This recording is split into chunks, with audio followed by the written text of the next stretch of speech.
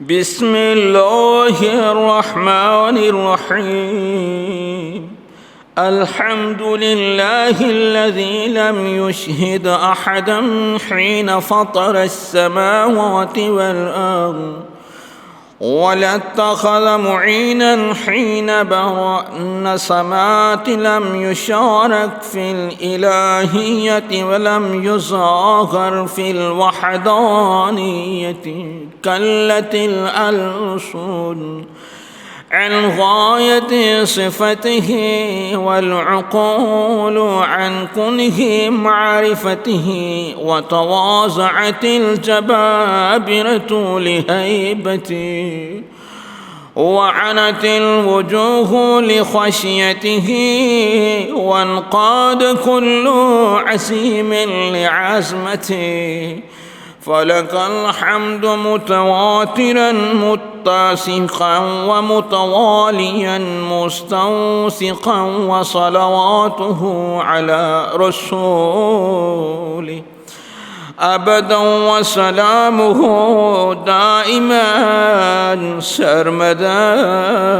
اللهم اجعل أول يوم هذا صلاحا وأوسطه فلاحا وآخره نجاحا، وأعوذ بك من يوم أوله فزع وأوسطه جزع وآخره وجع. اللهم إني أستغفرك لكل نذر نذرته، وكل وعد وعدته، وكل أحد آحدته ثم لم أوفي لك به، وأسألك في مظالم عبادك فأيما عبد من عبيدك أو أمة من إمائك كانت له قبلي مسلمة ظلمتها إياه في نفسه أو في عرضه أو في ماله أو في أهله وولده أو غيبة خطبته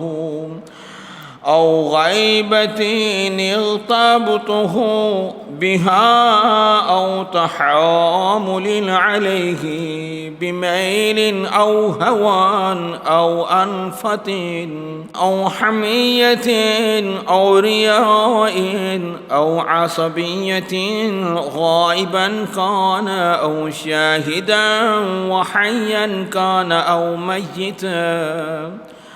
فقصرت يدي وساق وسعي عن ردها إليه والتحلل منه، فأسألك يا من يملك الحاجات وهي مستجيبة لمشيته ومسرعة إلى إرادته، أن تصلي على محمد وآل محمد، وأن ترزيه عني بما شئت، وتهب لي من عندك رحمة إنك